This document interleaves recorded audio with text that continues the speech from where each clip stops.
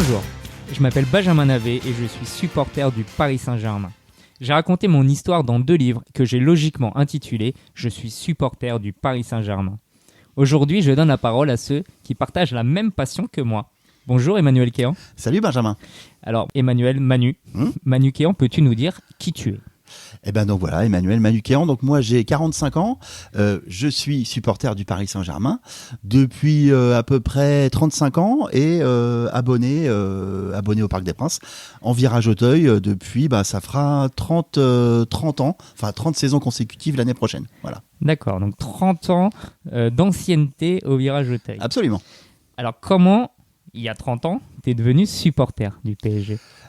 Donc c'était il y a plus 35 ans on va dire, c'était un petit peu, alors moi pour te donner les éléments de contexte, j'ai pas baigné dans un environnement foot. Ma passion d'abord pour le foot c'est quelque chose qui est venu assez tard. Mon père n'était pas du tout fan de foot. C'était un petit peu avant la Coupe du Monde 90 en Italie. Donc tu sais comme à chaque fois comme avant les Coupes du Monde, t'as les albums Panini, tu sais, tout avec les vignettes qui sortent. Donc mes copains commençaient à en avoir et tout. Moi pour faire comme eux, pareil, j'achète l'album, les vignettes, je commence à regarder, m'intéresser aux joueurs, ceci, cela, on commence à jouer au foot dans la cour, à parler de tout ça. Et parallèlement, t'avais aussi une petite gamme de figurines en plastique aussi qui était sortie, des petits jouets, c'était rare, les jouets sur le foot à l'époque. Et tu vois, ma passion pour le PSG, c'est né, c'est aussi une histoire de maillot avant que ce soit aussi le foot, parce que moi j'ai adoré sur ces figurines, j'ai adoré celle du PSG parce que j'aimais beaucoup ce maillot du PSG, le maillot version Borelli, le blanc avec la bande rouge et bleue, similaire au sweat que tu portes. Et donc voilà, c'est un petit peu ça, mes premiers émois pour le PSG. Et avant aussi que ce soit une question de foot, c'était aussi une question de territoire. Parce que moi, je me rappelle très bien, donc quelques temps avant cette Coupe du Monde 90, donc il y avait la saison de championnat, il y a un match PSG-Marseille. Quelques jours avant, c'est Marseille qui perd en demi-finale en Coupe d'Europe des clubs champions contre Benfica.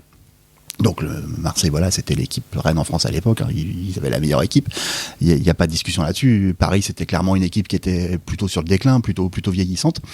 Et donc moi, tous mes copains, ils disaient allez Marseille, ils vont gagner, ceci, cela. Et moi à l'époque, je maîtrisais pas les subtilités du foot, mais ça me dépassait un peu que nous, habitants en région parisienne, qu'on puisse supporter une autre équipe, et spécialement Marseille. Et donc, un peu sous forme de défi, je dis attendez, nous, il faut soutenir Paris, et vous allez voir, Paris va gagner le match. Donc c'est le premier match que je suis un peu à la radio, parce que j'avais pas Canal+ à l'époque.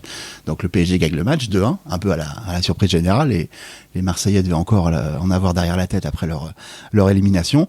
Et donc c'est un petit peu suite à ça que je me suis mis à suivre de plus près les performances du PSG. Alors je suis pas devenu supporter chauvin, parce que moi comme je t'ai dit, j'étais pas né dans cet univers-là. Donc aller supporter une équipe au détriment des autres, je suivais le foot en général, je regardais téléfoot, je commençais un peu à acheter les 11 mondiales et tous les je suivais un petit peu tous les matchs, mais petite préférence quand même pour le PSG déjà. Et mes premiers vrais coups de foudre en fait avec le club, c'est que dès la fin de saison 90-91, il y a les premières rumeurs qui arrivent, parce que le PSG c'était vraiment une équipe qui était triste à l'époque, une équipe vieillissante. Il y avait que Suzic qui avait encore un petit peu de magie dans les pieds. Pour le reste, l'équipe n'avait plus les moyens de lutter avec les poilures du championnat de France, les Marseille, les Bordeaux, les Monaco, même Auxerre était largement au-dessus de nous. Et donc il y a les premières rumeurs qui arrivent, on se dit qu'il va y avoir un grand club en Paris, on parle de Berlusconi, et puis donc finalement c'est Canal+ qui arrive, il y avait, moi je me souviens, à l'époque il y avait pas tout, il y avait pas de réseaux sociaux, pas de trucs comme ça. Moi je me souviens, c'était les grandes campagnes d'affichage pour les abonnements pour le tournoi de Paris. Je demandais à ma mère qu'il fallait passer à chaque fois devant les panneaux pour que je puisse voir l'affiche et tout. Et donc moi j'ai voulu prendre aussi une part un petit peu plus active à ça, à commencer à vouloir acheter des gadgets. Et puis après, logiquement, l'étape qui suivait, c'était d'aller voir le premier match au stade. C'est ce que j'allais te dire. Comment es-tu arrivé pour ton premier match au Parc des Princes ? Donc première saison de l'Air Canal+, donc saison 91-92. Donc pareil, ça avait été une négociation de longue haleine. J'y suis pas allé tout de suite parce que bon, mon père voulait pas m'emmener, donc je suis allé avec le seul membre de ma famille qui était fan de foot. C'est mon oncle qui habite à Tours, donc forcément il pouvait pas venir là tous les week-ends. Et donc c'est avec lui, mon oncle Philippe, voilà, que je salue. Je lui ferai écouter l'enregistrement après. Donc on va voir le match. Donc c'était un match PSG Lyon au mois de février 92. Très bon souvenir parce que le PSG gagne 3-0. Puis là, tu prends. Enfin voilà, je pense que ça fait le même effet à tout supporter qui vient au parc pour la première fois. Tu prends une claque énorme. Enfin, dès la sortie du métro, tu vois cette foule, tu vois le stade qui se dresse, les odeurs, les vendeurs de merguez. Moi, nous, c'était les marchands de pins et tout à l'époque, tout ça. Puis après, hop, tu rentres. L'éclair. Alors, tu vois le stade impressionnant dehors, mais en fait assez petit. En fait, quand t'es dedans, tu vois les joueurs de près. Enfin, moi, voilà, c'était un truc qui m'avait vraiment marqué parce que c'était tes héros entre guillemets. Voilà, que tu voyais en chair et en os, l'éclairage de la pelouse, enfin tout, l'ambiance bien sûr, l'ambiance cette foule. Enfin voilà, ça a été vraiment un coup de foudre immédiat en fait. Et donc là, après, tu reviens régulièrement avec ton oncle ? Avec mon oncle. Alors, au début, c'était très, très espacé. Je venais, en fait, une fois par an. Il montait à Paris une fois par an. Et mes premières années, en fait, au parc, c'est ça. Je viens une fois par an. Bon, assez rapidement, je me sens frustré. J'y vais pas assez à mon goût. Alors, enfin, j'étais très, très content d'y aller. Hein. C'était le match au parc de l'année. J'attendais ça encore plus impatiemment que Noël et mon anniversaire réunis. Donc voilà, un match au parc. Et puis après, arrive l'adolescence, 14-15 ans, ça me suffit pas. Bon, on commence un peu il y a la personnalité qui s'affirme, j'ai envie d'y aller. En plus, quand il venait, on allait en tribune latérale, voilà, forcément.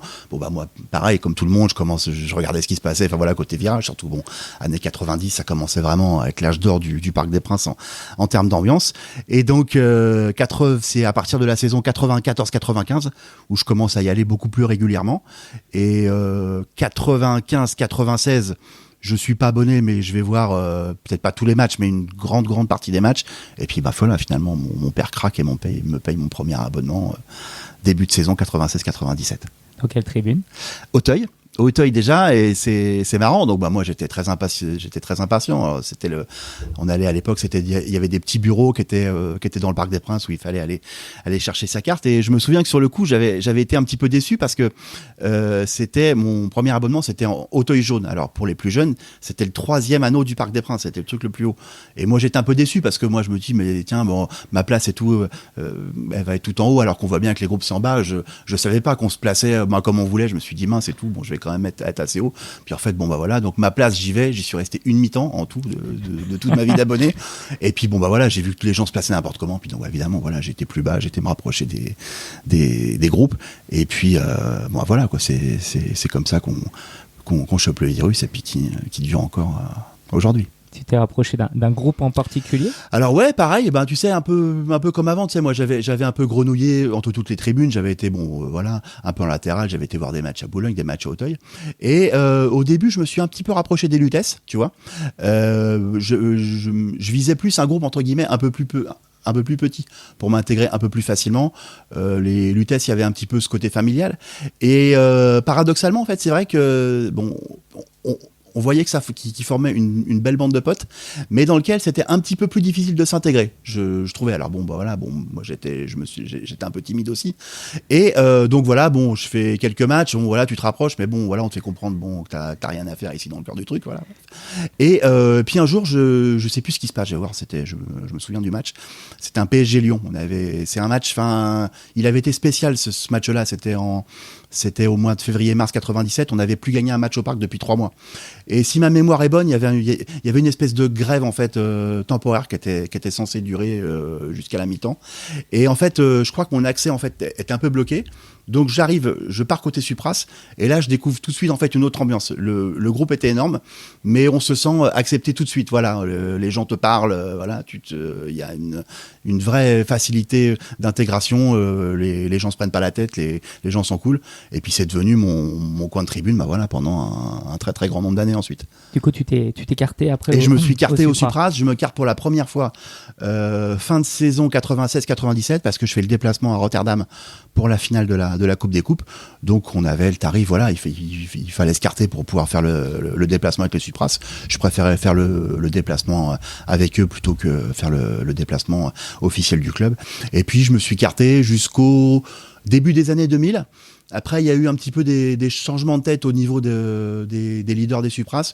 Ça m'a un petit peu moins plu, ça me correspondait un peu moins. En plus, bon, moi, j'ai toujours un petit peu cultivé cette indépendance. En fait, donc voilà, je me retrouvais plus forcément là-dedans. Je suis resté dans le même coin, mais j'ai arrêté de me carter en fait. Arrêtez de te carter. Et par contre, malgré les années 2000, le plan Le Pro en 2010, t'es toujours abonné au Virage Auteuil aujourd'hui. Je suis resté abonné. Ouais, on s'est posé la question avec les potes de tribune à l'époque. On n'a pas tous eu le même avis.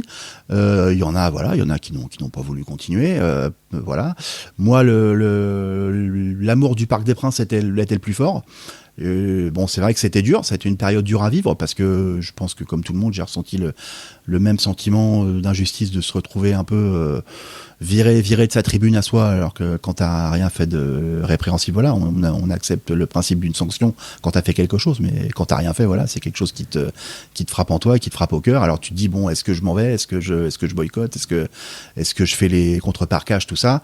Non, moi j'ai préféré. C'est vrai que après c'est les changements de vie aussi. Je venais d'être papa, je me voyais pas, voilà. M'engager dans un processus un petit peu trop contestataire, tout. Donc voilà, je vais au parc, je continue à aller voir les matchs au parc. Alors en aléatoire d'abord, bon, balloter d'une tribune à l'autre, voilà, ça c'était pas le truc le plus agréable. Et puis ben finalement voilà, je retrouve aussi un collègue, on s'abonne ensemble, il était déjà avec des potes. Et puis ben voilà, c'est le même groupe d'abonnés qu'on fait encore aujourd'hui depuis 15 ans maintenant. Et donc toujours au Virage Auteuil. Toujours à Auteuil, tout à fait. Alors c'est pareil, on a fait aussi des années à Boulogne jusqu'en 2015-2016 parce que c'était le principe pareil des abonnements aléatoires. On était en groupe mais on savait pas dans quelle tribune on était et puis voilà, on est resté à Auteuil finalement, voilà, en 2015-2016. Là je crois on pouvait choisir où est-ce qu'on voulait rester. On est resté à Auteuil. On trouvait déjà que même s'il y avait avant le cube que ça bougeait quand même un petit peu plus. Bon, moi voilà, ça me plaisait plus de rester à Auteuil, donc j'ai un petit peu fait pression parce que avec moi j'avais plutôt des anciens de Boulogne en fait, donc on est plutôt resté à Auteuil et puis voilà, on est content d'avoir fait ce choix.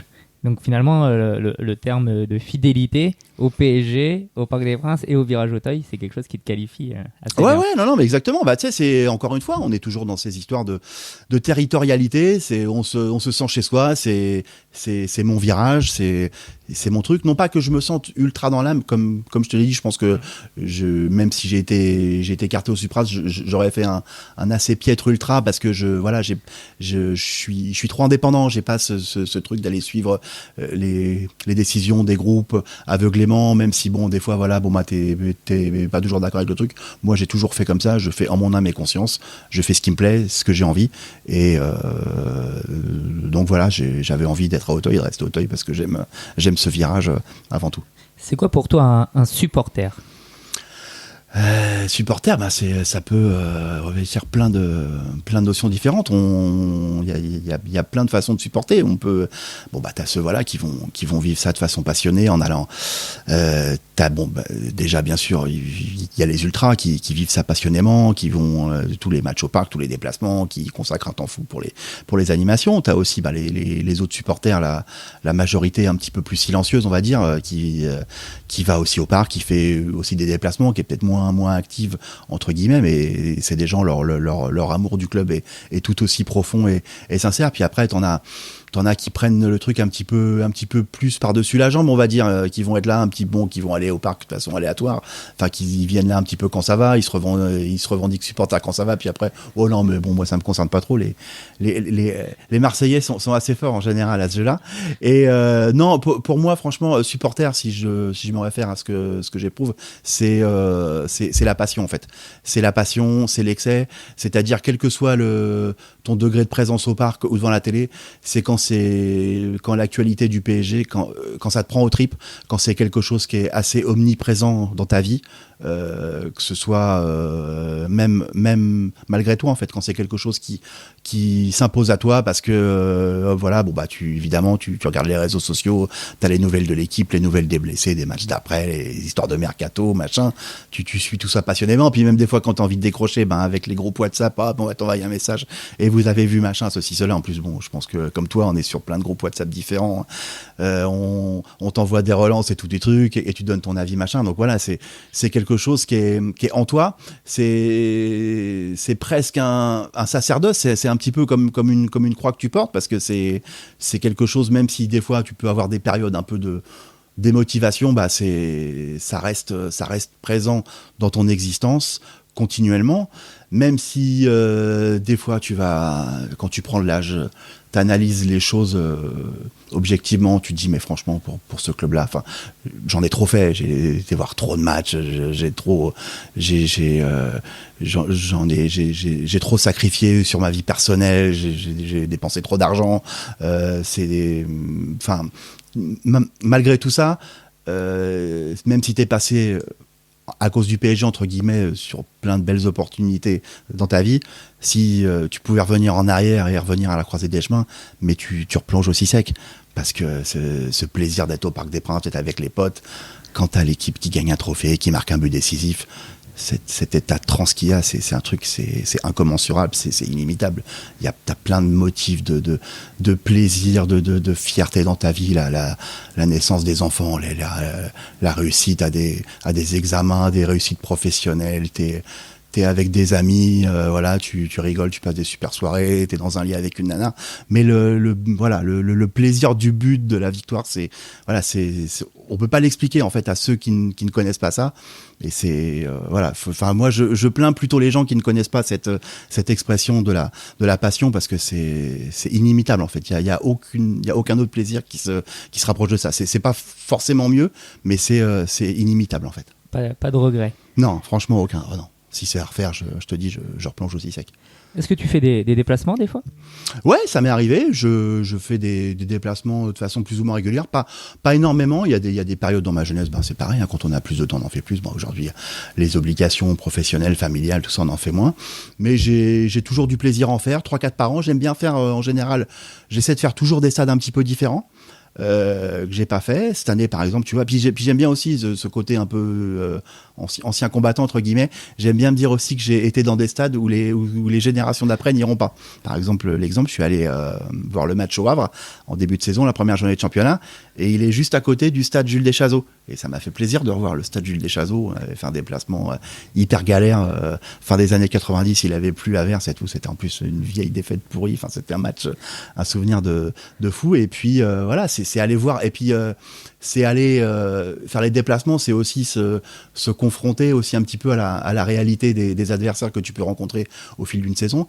L'année dernière, par exemple, j'étais content, j'ai fait le déplacement à San Siro. C'était un des stades, ça fait longtemps que je voulais le faire, celui-là. Donc voilà, j'ai pu y aller, super content, un vrai temple du football. Et 2 mois plus tard, je suis allé à Orléans. Je suis allé voir le match de Coupe de France à Orléans, dans le stade champêtre par excellence. Un froid de gueux, on s'est pelé comme pas possible, mais j'ai adoré ce déplacement là aussi, parce que voilà, j'avais envie d'être là ce soir-là, et voilà, même si c'est dans des conditions un peu apocalyptiques, voilà, c'est aussi ça, c'est ce plaisir de faire des déplacements, voir le PSG dans des horizons vraiment vraiment différents en fait. De San Siro à Orléans, supporter du Paris Saint-Germain. Et voilà, c'est ça. Qu'est-ce que c'est pour toi le Paris Saint-Germain ? Le Paris Saint-Germain, ça c'est pareil. Je pense que tu poses la question à 50 personnes, t'auras 50 réponses différentes. Si on peut résumer ce qu'est le club, enfin moi je dirais que c'est en quelques mots, c'est un club vraiment unique en son genre. Enfin, après, tu vas me dire, n'importe quel supporter pourrait dire ça de son club. Mais nous, on a eu tellement de changements, de trajectoires, de destinées différentes. Ça a tellement été les montagnes russes, l'histoire du club. Donc au gré des changements d'actionnaires. Enfin, c'est un club qui a eu tellement plusieurs vies en fait. C'est-à-dire, t'as l'histoire assez chaotique, dès le début du club, avec la création du club, l'association avec le Stade Saint-Germanois. T'as la scission après. On se retrouve vite installé en première division, on gagne nos premiers trophées rapidement. Là, tu te dis, ça y est, le club est installé. Et puis, non, en fait, parce que tu as des mauvais choix sportifs qui s'accumulent, tu as des difficultés financières. Le club est pas loin de disparaître à la fin des années 80.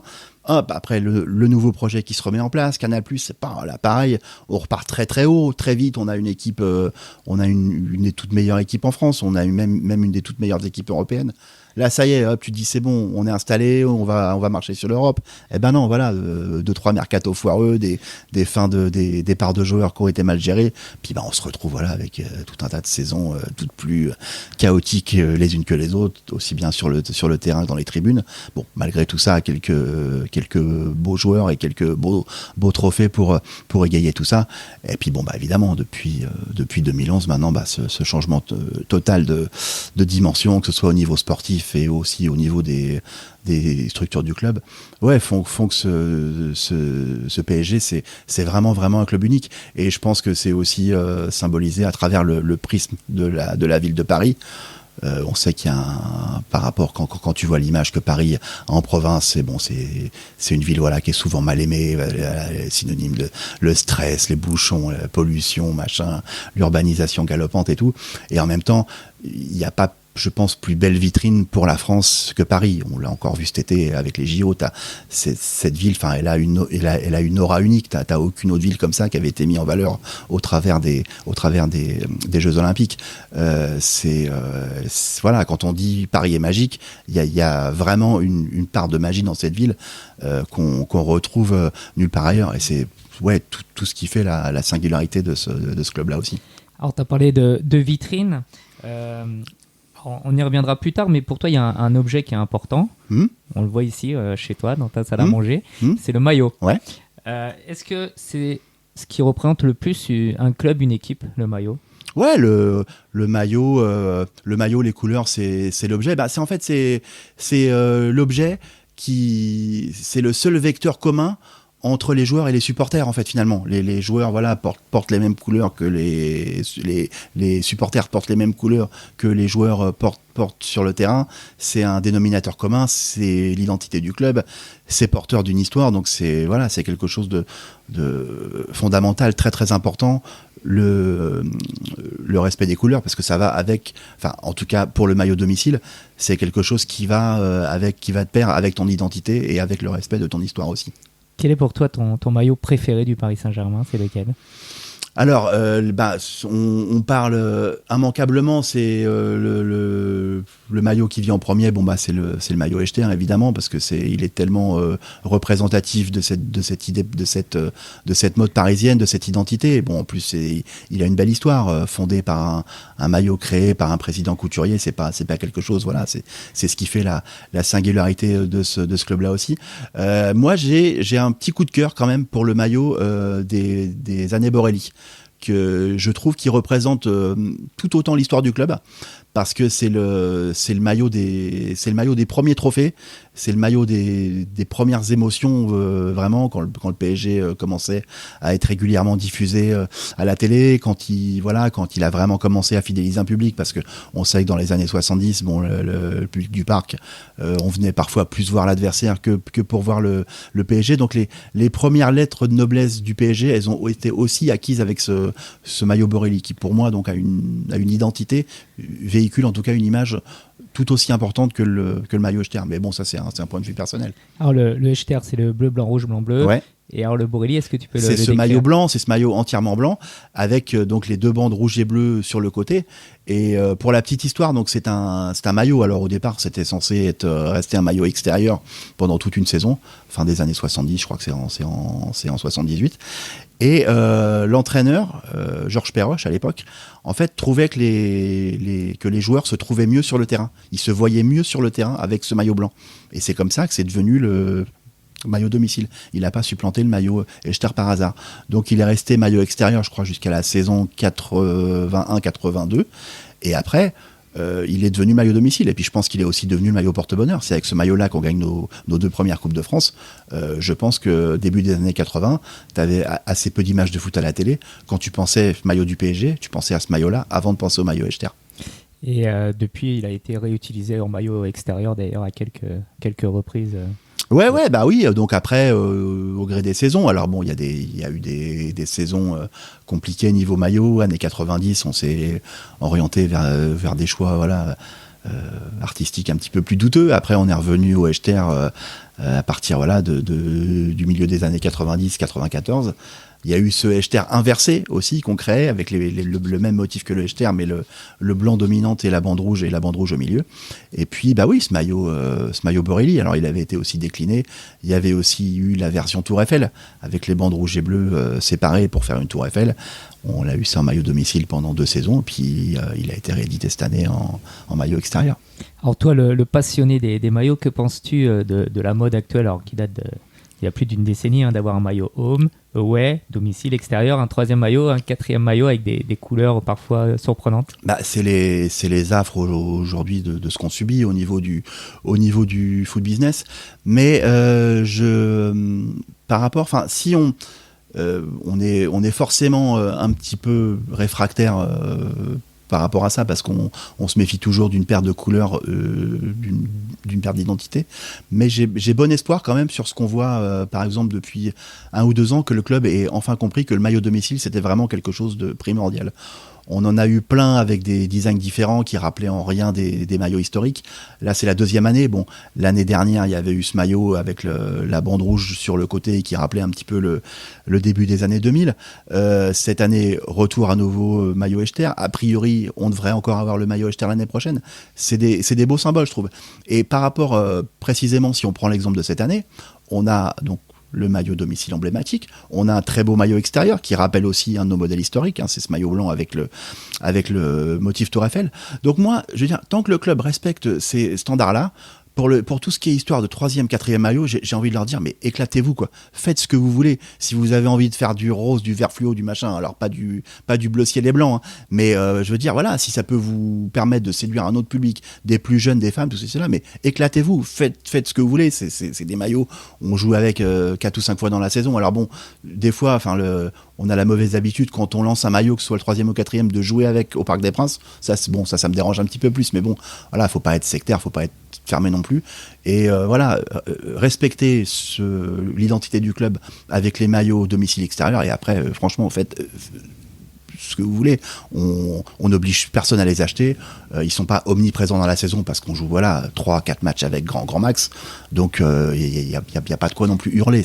Pas trop en abuser et pas trop jouer avec au Parc des Princes. Voilà, exactement.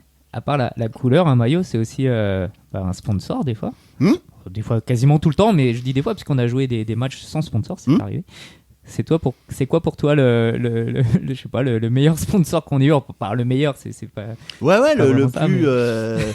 Écoute, moi, pareil, je vais rester un petit peu dans cette période. Alors, c'est vrai que moi, les premiers maillots que j'avais commencé à avoir, années 90, alors bon, on en rigole aujourd'hui parce qu'ils véhiculent un peu un côté kitsch, mais c'est vrai que les trucs Commodore, Tourtel, tout ça, c'était quand même pas ouf.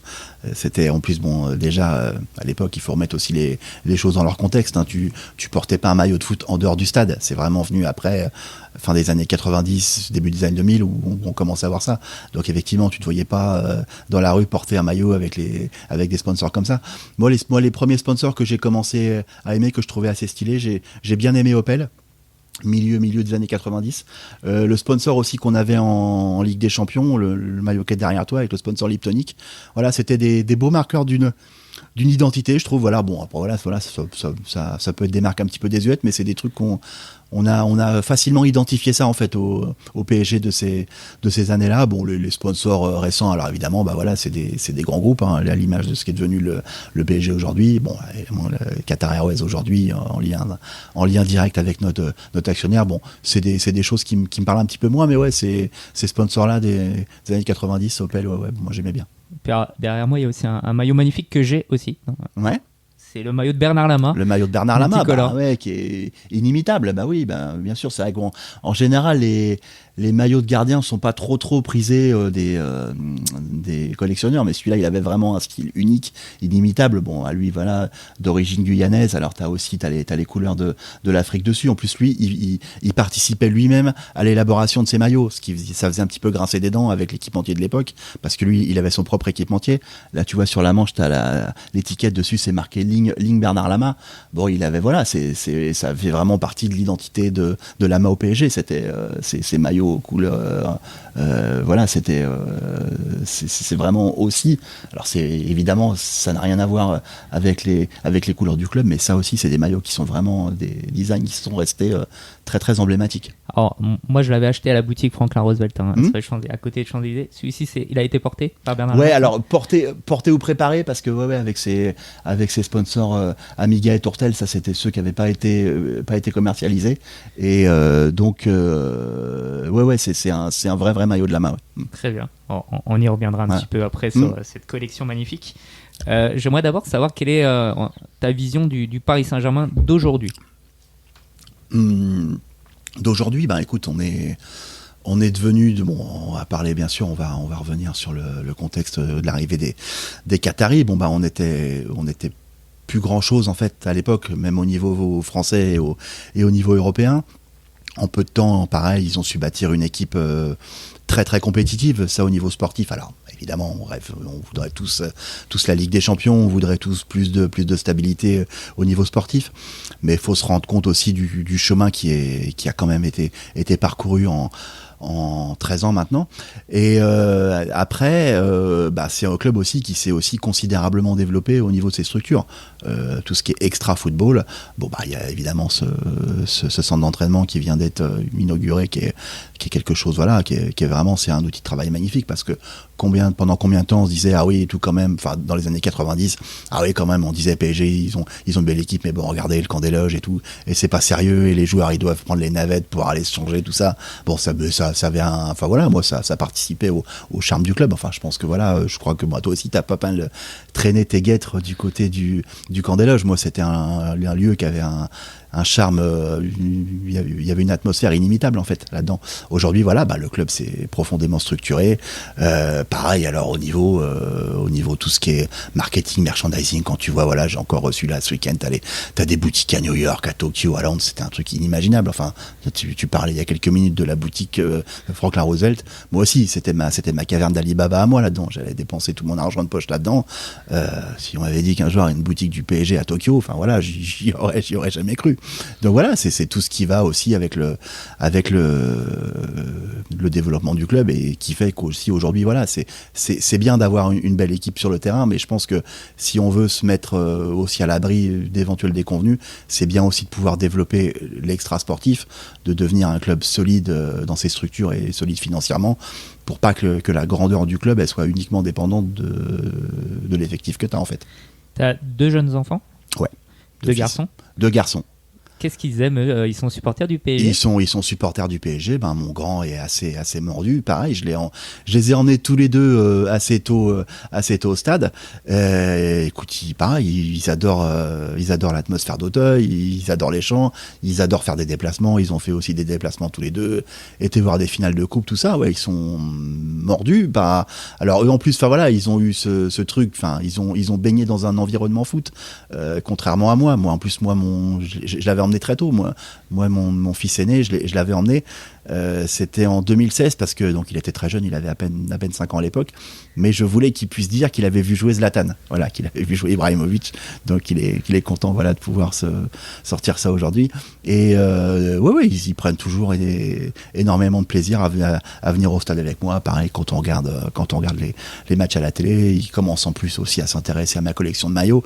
Donc ça fait plaisir, c'est valorisant, c'est des belles choses qu'on partage. Ils me donnent des conseils aussi, donc c'est sympa, c'est des bons moments de partage père-fils.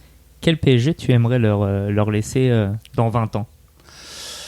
Dans 20 ans, écoute, comme je te le disais, la chance, alors c'est dur à répondre comme question, parce que comme je te l'ai dit, il y a eu tellement de trajectoires qui ont influencé notre histoire. En fait, j'aurais bien aimé que tu me poses cette question-là il y a 20 ans, pour voir en fait ce que j'aurais pu te répondre. Et je pense pas que je t'aurais répondu qu'on aurait été comme ça un club installé qui aurait enquillé les trophées, parce que c'était tellement rare à l'époque.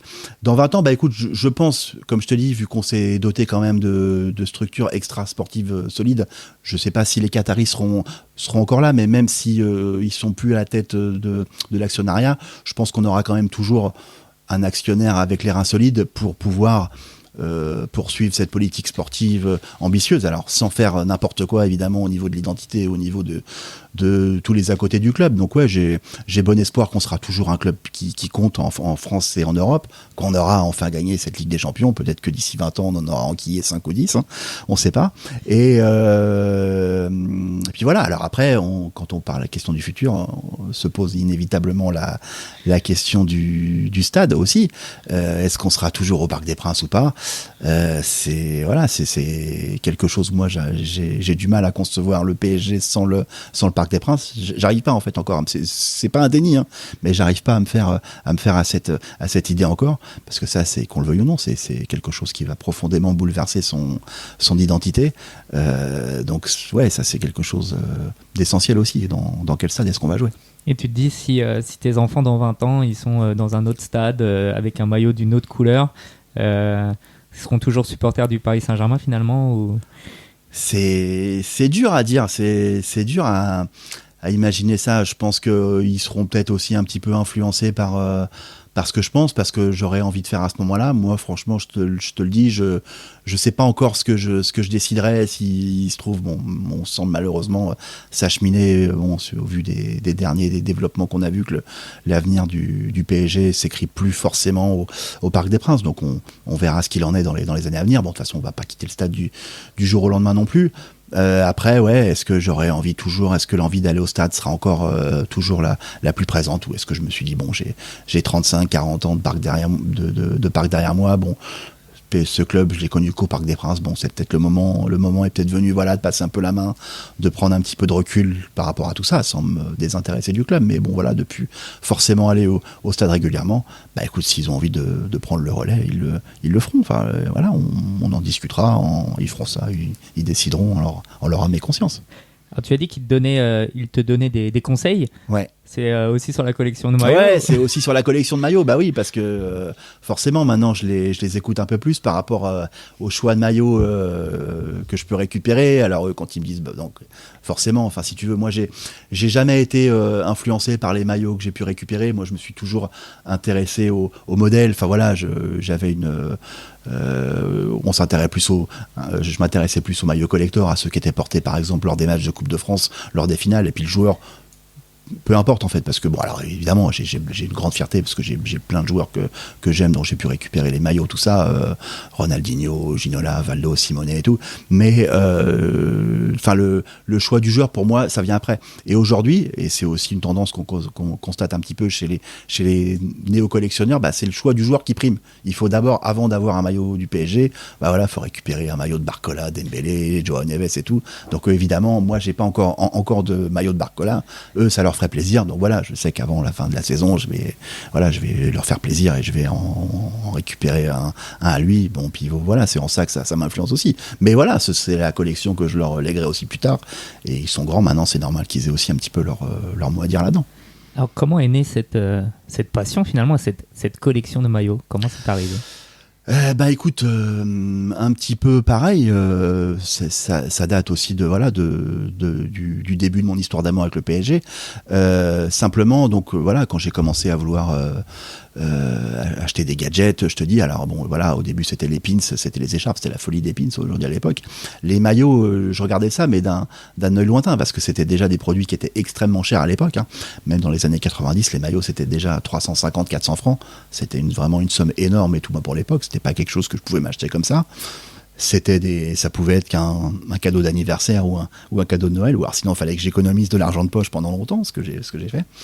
Et donc ouais, ben mon premier maillot, ouais, c'est ça, c'était alors en plus je crois que c'est un des plus moches qu'on ait eu de notre histoire, c'est celui de la deuxième année du titre de champion de France 93-94, avec ce bleu et rouge fluo qui tendait vers le violet et tout.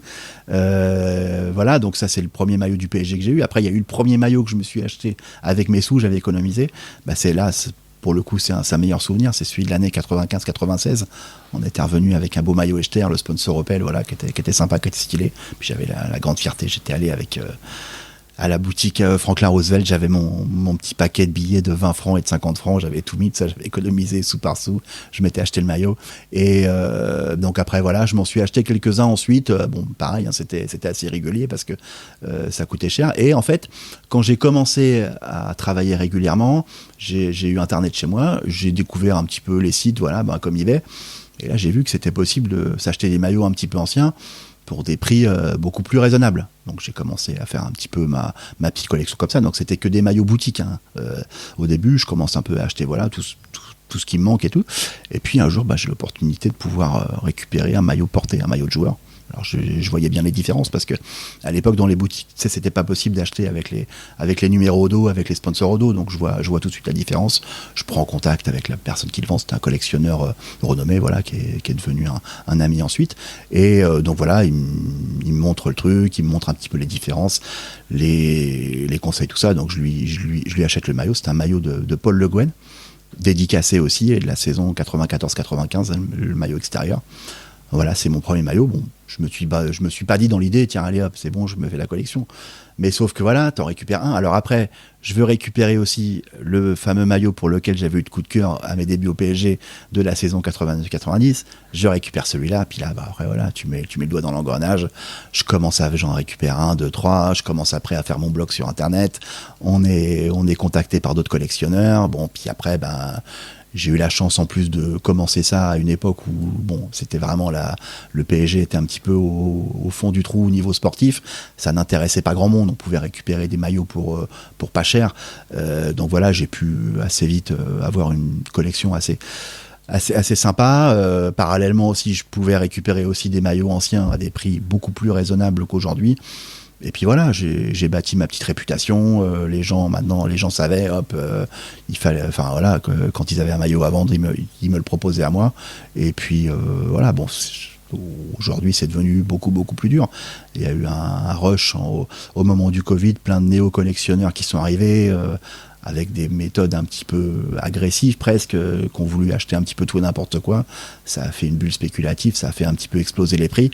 Et donc aujourd'hui, voilà, pour récupérer des maillots anciens et même des maillots actuels, c'est devenu beaucoup plus difficile. Moi, je suis un petit peu plus difficile aussi parce que au fil du temps, j'ai accumulé une collection sympa. J'ai fait vraiment le tri. Je me suis dit que de toute façon, j'aurais jamais tout. Donc acheter en fonction des modèles, des joueurs que j'avais pas, rassembler une collection de maillots qui me correspond et qui me plaît vraiment. J'achète pas tout et n'importe quoi, j'en achète assez rarement. Par contre, voilà, je me fais plaisir sur certaines pièces. Parce que c'est quoi ? C'est soit on monte au grillage à la fin du match, soit on les achète sur Internet ? C'est-à-dire, alors moi, au grillage, moi j'en ai jamais chopé parce que voilà, c'était toujours un petit peu la lutte. Moi, j'avais toujours peur, enfin voilà, de se prendre un coup ou de choper un maillot déchiré comme on le voyait aussi.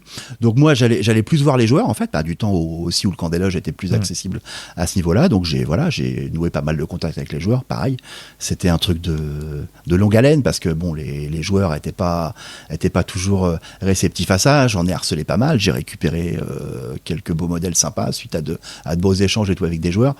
Mais après, quand le camp des loges a commencé à se bunkériser avec l'arrivée, moi je me souviens, le tournant, ça avait vraiment été les arrivées de Zlatan et de Beckham. Il n'y avait plus ce petit espace où on pouvait accéder à discuter avec les joueurs. Moi, je ne pouvais plus leur parler de ma collection. Voilà, j'ai commencé à pu aller au camp des loges. En plus, après, moi, quand j'avais commencé, j'étais un petit peu de la même génération que les joueurs qui étaient là. Les Roten, les Armand, tout ça, on a à peu près le même âge. Après, c'était plus jeune, c'était plus compliqué. Les joueurs aujourd'hui, ils sont à peine plus âgés que mon fils aîné. Je me vois pas les harceler pour leur demander un maillot. Donc ouais, effectivement, voilà, c'est les circuits aujourd'hui. Alors après, on se fait des contacts pour en récupérer avec des gens qui gravitent autour du club. Et puis, aujourd'hui, maintenant, voilà, le club a verrouillé. Les nouveaux maillots se font sur une plateforme de revente dédiée. Donc voilà, on peut choisir son match, son joueur. Et puis voilà, c'est comme ça qu'on les récupère. Ça a un peu perdu en magie. Ouais.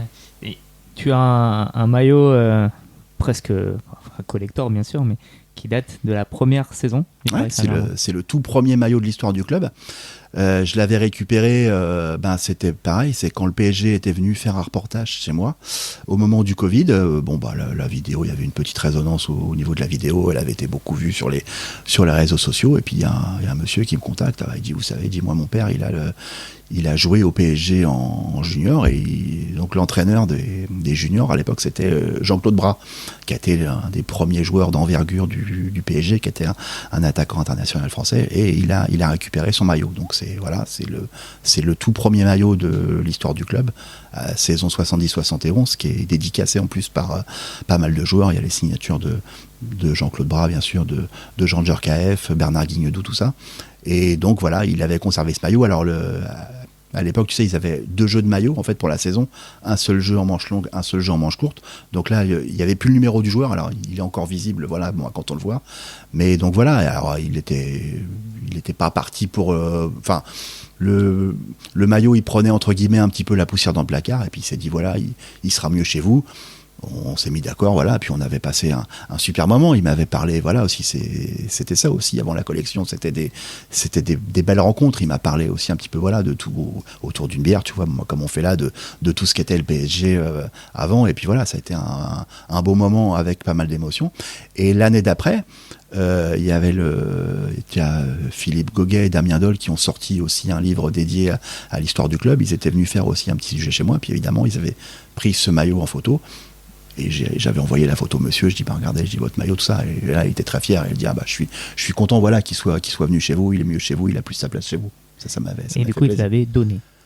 Il me l'avait vendu. Il l'avait vendu. Bon, il m'en a pas fait cadeau. Vous êtes arrangé. Voilà.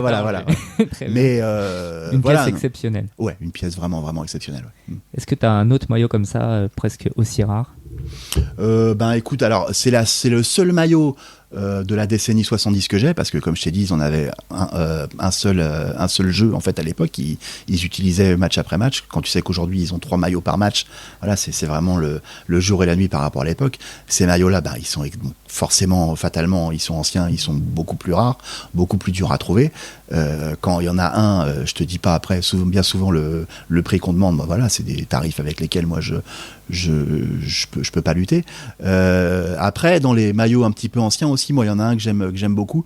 C'est un maillot qui avait été porté par Luis Fernandez en Coupe d'Europe, match retour Juventus PSG. C'était le fameux match, c'était le premier gros choc européen pour le PSG. En plus, ils avaient failli se qualifier, ils font match nul dodo au parc, match nul 0-0 là-bas. J'avais pu récupérer ce maillot, pareil, il y a plusieurs années, par un collectionneur de maillots de l'Inter de Milan, qui avait récupéré toute la collection de maillots de Marco Tardelli, qui était un ancien joueur de la Juve, un ancien joueur de l'Inter. Donc il avait tous ces maillots qu'il avait échangés lors des matchs de Coupe d'Europe. Et donc il y avait ce maillot-là, ce maillot de Fernandez. Et puis j'avais eu le plaisir en plus de faire une émission aussi avec lui à France Bleu, la veille du match PSG Dortmund en 2020. Je lui avais montré ce maillot. On avait parlé, voilà, on avait fait un bel échange autour de ce match. Bah tu vois, c'est la photo qui est là-bas. On avait pu voilà, échanger des anecdotes. Et puis voilà, ça lui faisait plaisir aussi de redécouvrir son maillot. C'était un beau moment d'émotion aussi. Puis le lendemain, du coup, c'était l'invitation pour Louis d'aller voir le match au pied de voilà, village, c'était le truc où il a attrapé le Covid. Et où il avait attrapé le Covid. C'était le truc, bah oui, c'est vrai qu'on était c'était un tel foyer de contamination là-bas. On était tellement nombreux, sans masque. Et puis en plus, bah, voilà, tous les gens étaient hallucinés de le voir là. Tout le monde venait le voir. Les photos, j'avais même fait une vidéo à l'époque qui avait pas mal tourné, où il était en train de craquer un fumigène. Ouais, c'était un moment hors du temps, totalement improvisé en plus. Enfin, voilà, on faisait l'émission ensemble. Il s'est dit, bah tiens, hop, allez, moi demain, j'irai bien faire l'avant-match et tout. Hop, on y va. Il nous paye un coup à boire avec mes potes et puis hop, on fait le cortège et tout. C'était vraiment un moment unique. C'est une des soirées les plus incroyables que j'ai vécues. C'est lequel le maillot que tu as eu, que tu voulais absolument et que tu as eu le plus de mal à avoir, mais que tu as quand même obtenu? Alors, j'ai pas le souvenir sur un modèle en particulier. Disons, moi, quand j'ai commencé cette collection, moi j'ai un peu 3 Graals en fait, en quelque sorte. Il y en a un que j'ai atteint, c'était de récupérer le premier maillot de l'histoire du club. Les 2 que j'aimerais avoir et que j'ai pas encore eu, c'est le premier maillot Echter, celui de la remontée en première division avec le sponsor Canada Dry. Là, c'est pareil, extrêmement difficile à trouver, donc bon, pas encore réussi. Et l'autre, c'est le maillot, c'est la victoire en Coupe des Coupes, parce que c'était ce maillot contre la finale contre le Rapide de Vienne. C'était ce maillot Echter absolument sublime, sans sponsor, sans patch, sans rien. En plus, il était collector. C'était le premier match où tu avais les noms des joueurs qui étaient floqués dessus. Il a plein de caractéristiques super sympas. Donc pareil, pas encore pu le récupérer. Donc ces 2-là, tu les as pas encore. Voilà, on lance le message. Ceux-là, voilà, s'il y a quelqu'un qui écoute, voilà, ils n'auront pas à faire un ingrat s'ils veulent s'en séparer. Non, puis alors après, ouais, j'ai longtemps un peu poursuivi une quête. Ouais, c'était plus au niveau des joueurs pour le coup. J'ai longtemps voulu des maillots de Marco Simone et de Patrice Loco. C'était des joueurs que j'aimais bien.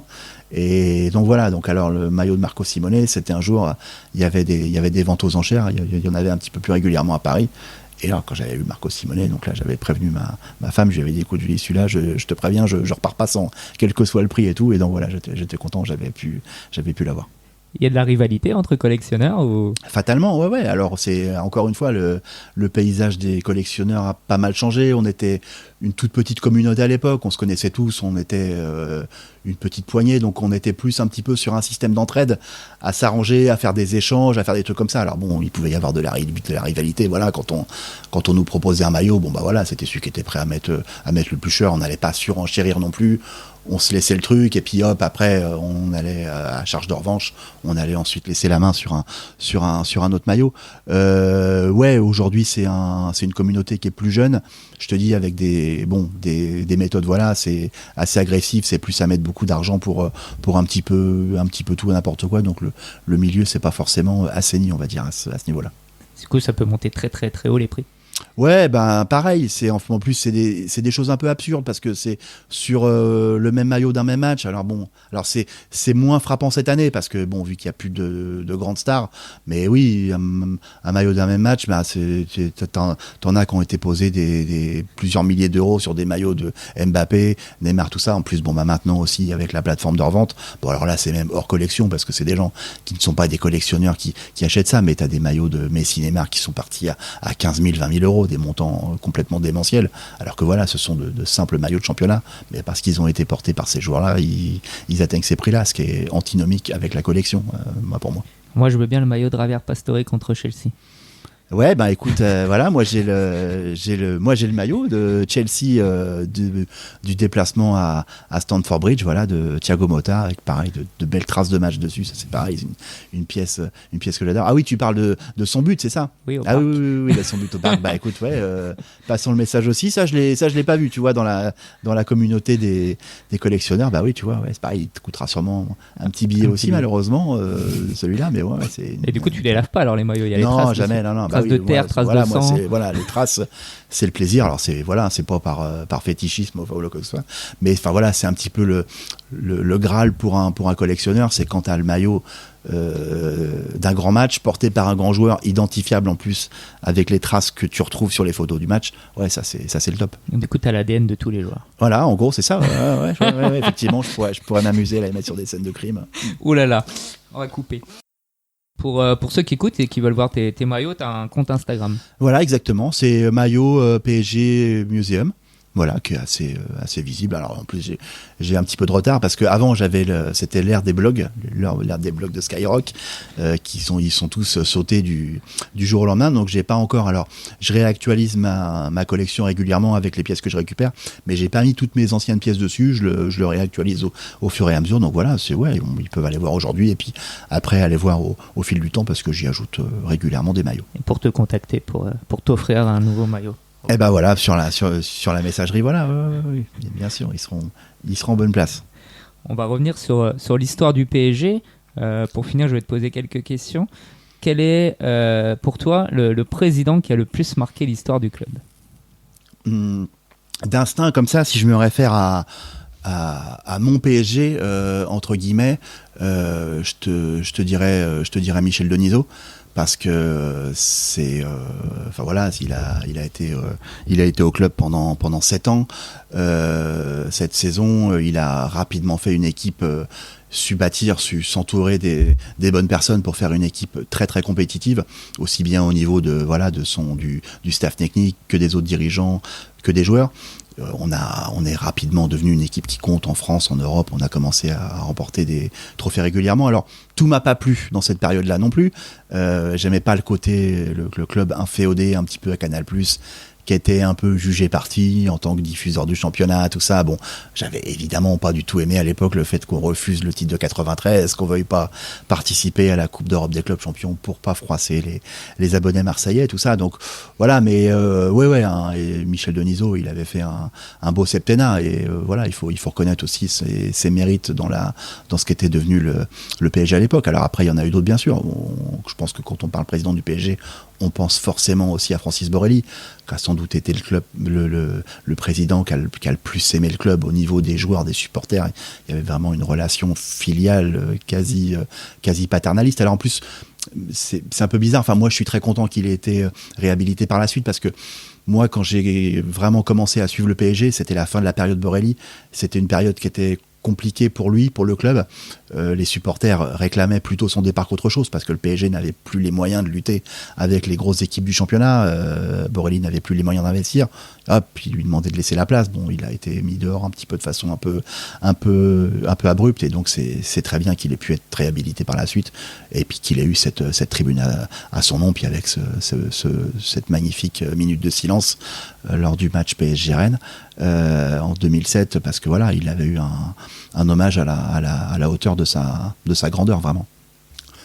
Si tu devais me citer un entraîneur du Paris Saint-Germain. Un entraîneur, pareil, je reste sur mon PSG préféré des années 90. Le choix d'Arthur Georges s'impose pour moi assez naturellement aussi. Un peu la même chose à dire que Michel Denisot. En peu de temps, il a vraiment su bâtir une équipe très très compétitive, une équipe qui était dure à bouger, une vraie machine de guerre. Il a amené vraiment sa rigueur, on sent que tout son passé d'entraîneur européen, il avait quand même déjà remporté la Coupe d'Europe des clubs champions avec Porto. Il a amené toute son expertise, tout son savoir-faire. Et il a fait du PSG une très très grosse équipe. Alors c'était pas toujours...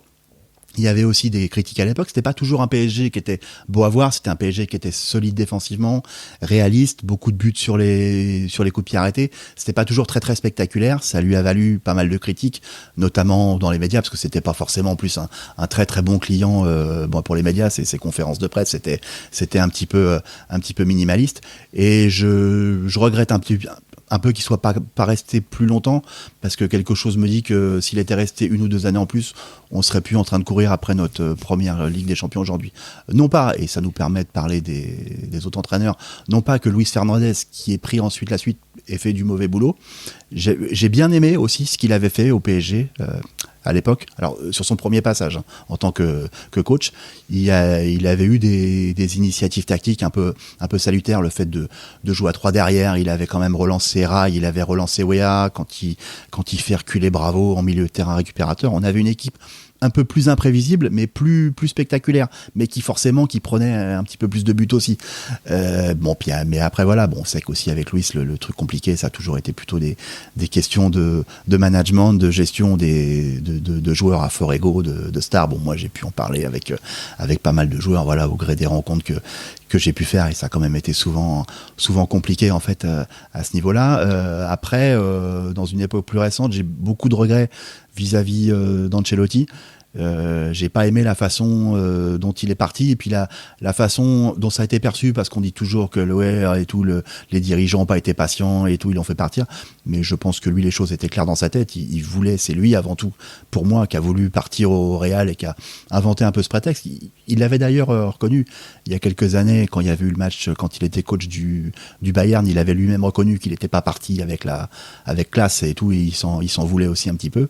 Donc voilà, pareil, encore une fois, je pense que s'il était resté 1 ou 2 ans en plus, je pense qu'on aurait très certainement déjà une Ligue des Champions au palmarès.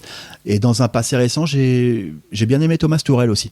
Voilà, je trouve que voilà, pareil, on avait là il avait su doter l'équipe d'une personnalité, d'un style de jeu à lui. L'équipe était spectaculaire. Alors le problème c'était que là on avait commencé à avoir des joueurs qui comptent, donc on avait parfois un effectif un peu moins étoffé. Ça a un peu pesé en fin de saison. C'est vraiment dommage aussi, c'est ce match retour contre Manchester au Parc, parce que j'aurais aimé voir ce que l'équipe aurait pu faire en Ligue des Champions cette année-là. Puis après effectivement il y a cette saison un peu avec le Covid, on va quand même en finale, Final Eight, la finale se joue à rien, mais voilà, c'est pareil, je trouve aussi. Alors on sait que lui il disait ce qu'il pensait avec les propriétaires, tout ça, il disait ce qu'il pense, il disait ce qui lui passait par la tête vis-à-vis de la politique du club. Ça a dû un petit peu agacer en interne, et c'est pour ça que l'aventure a pris fin. C'est un petit peu dommage aussi, je trouve. Ça fait 4 entraîneurs pour le prix d'un. Ouais, voilà, mais tu sais, c'est dur. Oui, c'est un dur exercice. Alors justement, on va le durcir encore plus. Si tu devais me citer un joueur. Un joueur, c'est impossible vraiment. On remonte un peu au niveau chronologique, moi mes idoles absolues, il y a eu d'abord Safet Suzic, moi que je commençais un petit peu à voir un peu comme une sorte de super-héros, parce que le PSG à l'époque, voilà, enfin c'était une équipe qui, quand j'ai commencé à suivre, qui galérait, mais lui il avait toujours un petit peu ce statut de sauveur qui pouvait débloquer les passes en un éclair de génie, en une passe, en un tir, mais bon, enfin voilà, c'était, mais bon, il était aussi vieillissant, il avait plus forcément la même influence sur le jeu qu'avant. Moi, mes deux premières idoles qui resteront mes idoles de toujours, c'est Valdo et c'est Ginola. Le premier match que j'avais été voir au parc, voilà, ils avaient été excellents, ils m'en avaient mis plein la vue au niveau de leur vista, de leur classe. Et voilà, je les ai toujours suivis ensuite avec encore plus d'amour, plus d'attention que les autres. J'avais eu la chance en plus par la suite de pouvoir passer un moment privilégié avec chacun d'eux. Ça avait été voilà fort en émotion, parce que l'adulte que j'étais devenu regardait encore ces joueurs-là avec ses yeux de gamin. Bon, chose voilà qui se passerait pas aujourd'hui si j'étais amené à croiser un joueur actuel. Après, si on avance un peu plus dans le temps, j'ai beaucoup aimé Paoletta. Dont le talent a sans doute pas été suffisamment mis en valeur, notamment parce que bon, il n'était pas entouré de suffisamment de coéquipiers de son niveau, mais je pense qu'il a vraiment contribué à égayer vraiment le PSG de ces années-là. On a quand même mine de rien remporté beaucoup de trophées grâce à lui. Il avait vraiment cette personnalité qui collait bien à l'ADN du club, je trouve. Et puis après, on arrive après dans la période qatari. J'ai beaucoup aimé Zlatan, qui a été sans doute en termes de recrue, tout ce que tu veux, enfin au niveau entraîneur-président, qui a été la recrue la plus impactante de l'RQSI pour moi, parce que pareil, il a amené toute son expérience, son expertise, son savoir-faire sur et hors du terrain. Il a vraiment révolutionner le club à plein de niveaux, et puis son apport sportif a quand même été très très conséquent. J'ai envie de dire aussi, alors son passage a été beaucoup plus contrasté, mais un petit mot sur Neymar, parce que voilà, moi c'est un joueur avec une classe folle que j'ai adoré. J'ai adoré ses premiers mois en Ligue 1. Il avait vraiment une magie dans les pieds qu'on n'avait encore jamais vu jusqu'alors. J'ai moins aimé certains à côté, mais je peux même pas dire que j'ai pas aimé le personnage, parce que quand on aime Neymar, on prend tout ce qui va avec. Ce personnage un petit peu, voilà, ce que tu devines, très très complexe, toujours un petit peu sur la corde raide. Enfin moi voilà, qui me rappelle certains artistes dans la chanson, voilà, mais il me fait penser un peu à des gens comme Gainsbourg, à des gens comme Patrick Devers, Kurt Cobain, tout ça, qui ont, tu sens, ce besoin énorme d'être aimés, mais qui font aussi parfois un petit peu tout pour se faire détester. Voilà, mais puis enfin quand tu découvres aussi un petit peu le documentaire qui avait été fait sur lui, voilà, tu découvres un petit peu tous les à côté de sa vie, toute cette complexité, cette relation très ambiguë avec son père, son fils, tu sens qu'il a pas vu tellement grandir, donc il s'y prend de façon presque un petit peu maladroite avec lui, mais voilà, c'est plein de côtés très très touchants en fait que je trouve vis-à-vis de lui. Et puis sur les autres joueurs, alors un autre joueur que j'ai presque regardé aussi avec mes yeux d'enfant, presque ça, enfin que j'ai eu vraiment une idolâtrie proche de celle que j'avais dans ma jeunesse, ça a été Thiago Silva. J'ai adoré ce joueur, un défenseur avec une élégance folle, c'est sa science du placement, de la relance. Je pensais pas un jour que je me régalerais autant à voir jouer un défenseur central, mais pour moi voilà, il était aussi beau à voir qu'un meneur de jeu, parce que enfin, voilà, il avait vraiment un talent fou. On a presque l'équipe complète. On a une belle équipe. Ouais. Si tu devais me citer un match. Vu au stade ou celui que tu veux, celui qui t'a le plus marqué dans l'histoire du club. Je pense le match qui reste le plus marquant, alors même si moi j'étais pas au stade, c'était c'est la consécration européenne qu'on avait connue, hein, cette finale de Coupe des Coupes en 96 contre le Rapide de Vienne. Alors bon, que j'avais pas vécu intensément, parce que bon, je l'avais regardé à la télé, bon, avec mes parents, je te dis, qui étaient pas dans le foot du tout, qui me voyaient euphorique, mais bon, qui comprenaient pas trop le truc. Alors après, bon, je pense les matchs qui restent les plus marquants, c'est les matchs qu'on avait au stade. Là, je vais essayer d'être un petit peu original. Moi, il y avait un match qui m'avait beaucoup marqué à l'époque, c'était le match contre Liverpool, la demi-finale en Coupe des vainqueurs de coupe en 97. Il y avait beaucoup d'attentes par rapport au prestige de ce club, aux fans bien sûr. Moi, je me souviens, j'étais allé baladé dans Paris très très tôt, le jour du match, pour croiser des fans. Et j'ai ce souvenir encore, j'étais du côté de Saint-Michel. Puis je passe devant un pub, donc il y avait une dizaine d'Anglais qui étaient attablés. Alors c'était les vraies caricatures de supporters anglais, aussi larges que hauts, avec voilà les biceps, les tatouages, les dents qui manquaient et tout. Et puis donc moi j'avais le sweat PSG, et puis les mecs commencent à m'appeler. Hey, comment et tout. Je me suis dit, merde, qu'est-ce que je fais? J'ai dit, je pars ou pas? Bon, ils avaient l'air sympas. Hop, ils m'ont invité à leur table. On a bu un coup. Il y avait 4 fois plus de pintes de bière que de gens boivent autour de la table et tout, je précise. Et voilà, ils me demandent, voilà, comment ça se passe, si je vais au match le soir et tout, et comment c'est le Parc des Princes. Ils me posent plein de questions. Et ils me demandent si je vais voir le match retour pour Anfield. Donc moi, j'y allais pas. Mais si, il faut que tu viennes Anfield et tout. C'est un truc inimitable. Ils étaient prêts même à m'inviter chez eux, à ce que je passe la nuit. Donc voilà, vraiment une belle rencontre. Et avant le match et après le match, ça avait été ça aussi autour du stade.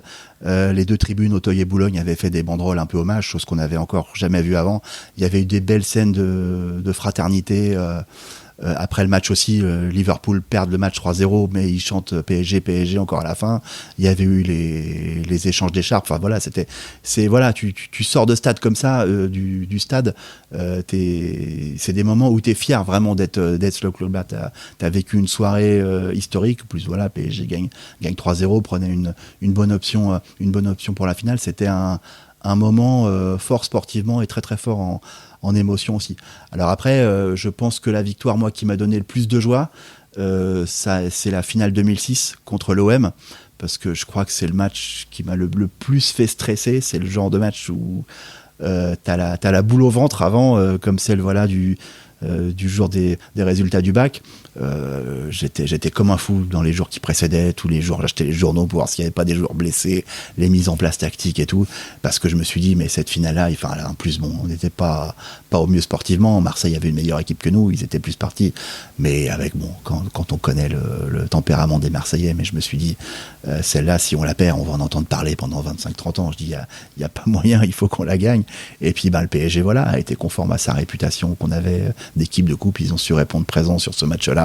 Et puis je me souviens, cette émotion au moment même pas une émotion, j'ai pété un câble au moment du deuxième but d'Horacio, qui était pile dans notre virage. En plus, c'est l'avantage que t'as en fait quand t'es placé en virage, c'est que sur certaines frappes de loin, tu vois le ballon qui part, tu vois le positionnement arriver, et tu vois le but en fait avant les autres. Tu sais, vu la trajectoire, que le but il va rentrer.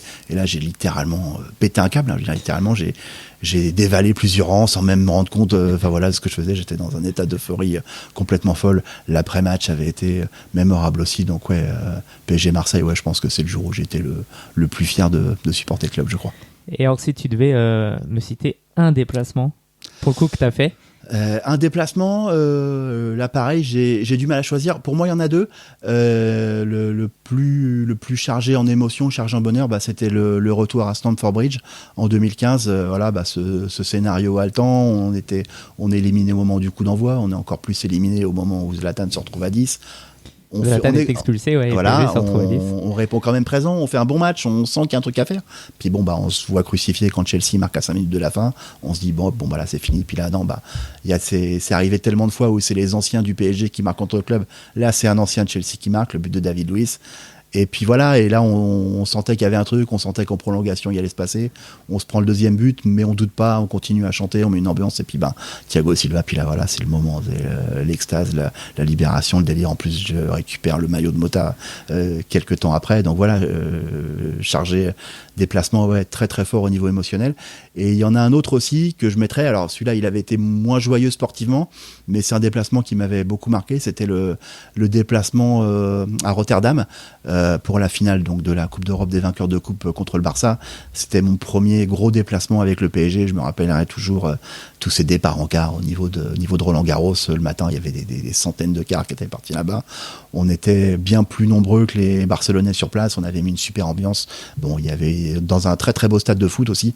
Et puis après la défaite un petit peu injuste, il y avait une très très belle équipe du Barça en face. Mais il y avait eu en plus Stoichkov qui était venu nous chambrer à la fin, nous montrant le drapeau bulgare. C'était des trucs qui avaient un petit peu attisé Millefeu aussi, mais c'était c'était un déplacement. Ben, voilà, même s'il y avait eu la défaite, voilà, c'était le côté content d'être là, content d'avoir répondu présent, d'avoir bien représenté le PSG et ses supporters. Bon, puis en plus, enfin voilà, moi je venais tout juste d'avoir 18 ans. C'est les premières émotions des déplacements un peu entre potes, voilà, avec la boisson, tout ça. Donc ouais, c'est les premières aventures, les premiers road trips. Donc ouais, c'était un très très bon souvenir aussi, ça.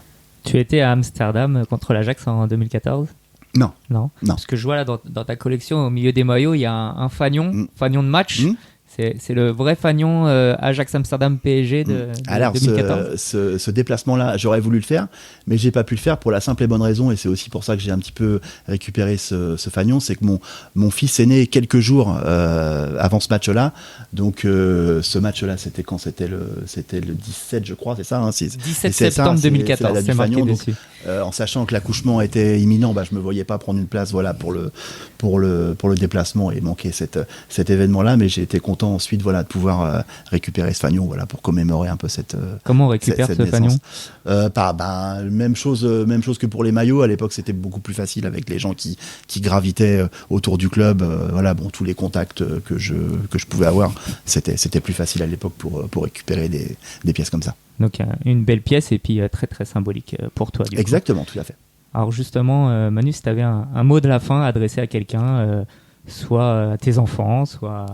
Écoute, déjà, j'ai envie de te remercier toi, voilà, pour cet entretien, puis toute cette série de portraits que tu fais, c'est vraiment quelque chose de bien de mettre, voilà, tous ces portraits, tous ces supporters du PSG en avant, pas toujours ceux qui sont forcément mis en valeur par le club, mais on a tous des histoires différentes, on a tous des histoires différentes, on a tous des parcours différents, et faut pas aussi oublier que les supporters, c'est aussi l'âme d'un club.